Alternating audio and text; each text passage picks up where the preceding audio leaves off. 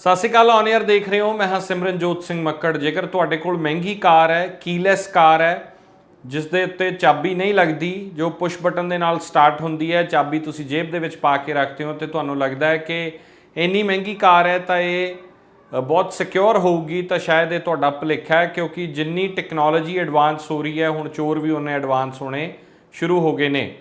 दैनिक भास्कर अखबार की वैबसाइट दैनिक भास्कर के मुताबिक एक खबर हैरान करने वाली है कि चोरां ने हुण कीलैस कारां नूं चोरी करन दे, जो महंगियां कारां ने उन्हां नूं चोरी करन दा हल लभ्या और 3 मैथडां दे राहीं वो चोरी कर रहे ने।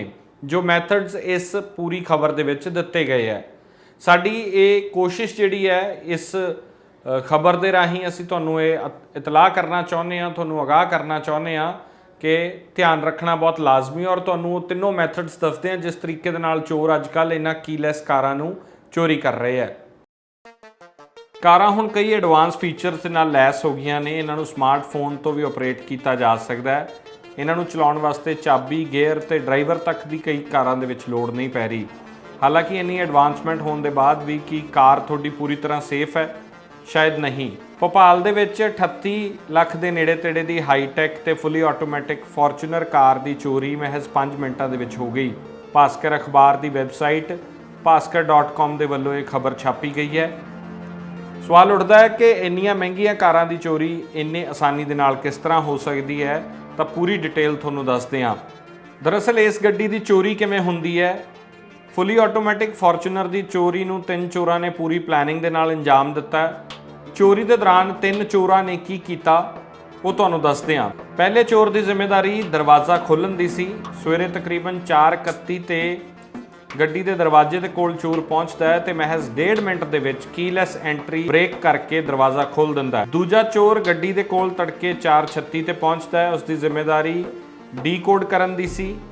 SUV नूं डी कोड करन च उसनूं 3 मिनट लगे तो वो हत्थ दे विच आईपैड लैके पहुंच जाता है। तीजा चोर गड्डी नूं लैके उत्थों निकल जाता है। तो हुण तुहानूं समझाउने आ कि इन्नी एडवांस कारां दी चोरी हुंदी किवें है। अक्सर ऐसा लगदा है कि कीलैस एंट्री वालियां कारां नॉर्मल चाबी वालियां कारां दी तुलना दे विच सुरੱਖਿਅਤ ਹੁੰਦੀਆਂ ने। हालांकि टैक्नोलॉजी जिन्नी एडवांस हो रही है, चोर भी उन्ने एडवांस हुंदे जा रहे ने।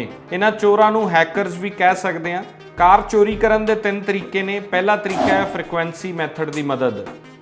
जदों भी कीलैस एंट्री वाली कार ਦੇ ਰਿਮੋਟ ਜਾਂ ਚਾਬੀ ਦਾ ਬਟਨ ਦਬਦੇ ਆ ਤਾਂ ਰਿਮੋਟ ਤੋਂ ਇੱਕ ਫ੍ਰੀਕੁਐਂਸੀ ਜਾਂ ਰੇਡੀਓ ਵੇਵ ਨਿਕਲਦੀ ਹੈ।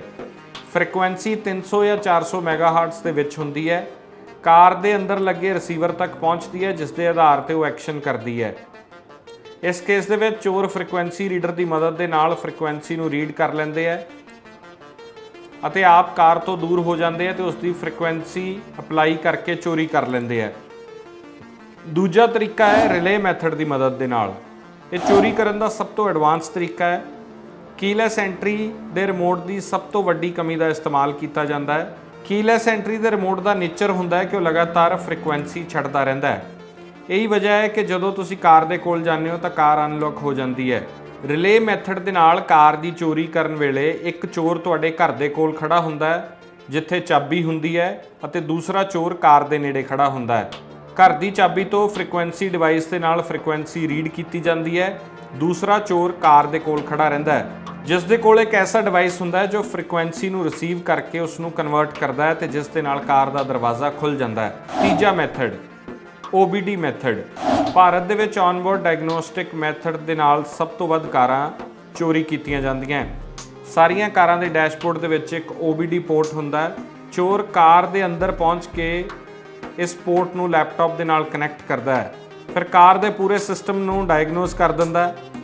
यानी कार दे सिक्योरिटी सिस्टम दे नाल छेड़छाड़ करके आसानी नाल उसनूं चोरी कर लिया जाता है। हुण सवाल ये उठदा है कि कार नूं चोरी तो बचाया किवें जावे।